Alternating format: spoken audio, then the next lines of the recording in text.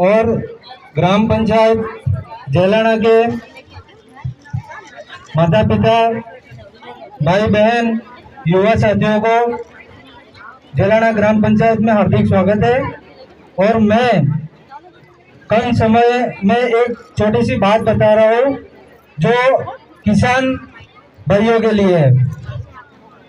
यह है कि हम पहले से लेके अभी कुछ सालों में रासायनिक खाद का प्रयोग कर रहे हैं। जैसे कि वागड़ी में कहो अपने डीएपी, यूरिया અને ન જાણે અબારથી નવા નવા ખાતરો કઈ પ્રકારના આવી ગયા તે આપણે એ જે રાસાયણિક ખાદ્ય જે કેમિકલ થકી બને એ ખાદ્ય આપણે ધીરે ધીરે એને છોડવું પડેગા। અને આપણે પહેલા જમાના થકી मतलब કે જે સાણિયું ખાતર સફેદ આકારનો જે સાણિયું ખાતર है આના ખાતર થકી આપણે मतलब કે ખેતી કરવી है, ઘઉં કરવા है, ज्वार करवी है, જે બી फसल કરો દેશી ખાતર થકી તમે फसल કરો તે આપણે જમીનમાં भी कोई नुकसान नहीं है અને આપણે શરીરમાં भी कोई नुकसान नहीं है।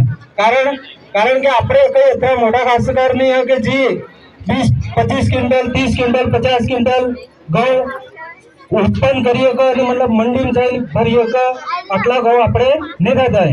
આપણે કેટલા ઘઉં થઈ ઘરમાં 12 મહિના તક ખાઈ શકો અને બોરી 2 બોરી 10 બોરી વેચી શકો।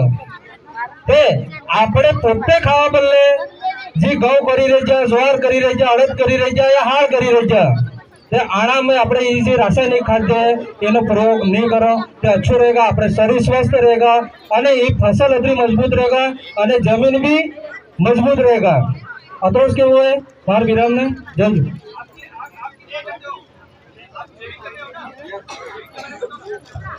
मैं पोते जेवी कुछ करो मार मतलब के देसी खातर भी है અને हाथे ते मार मतलब के 2 अंकुड़ा बनावेला है અને અળિયો નાખેલા એમાં વેચતા લાવી અને હું માર ખેતર में અળિયોનો ખાતર પ્રયોગ કરો।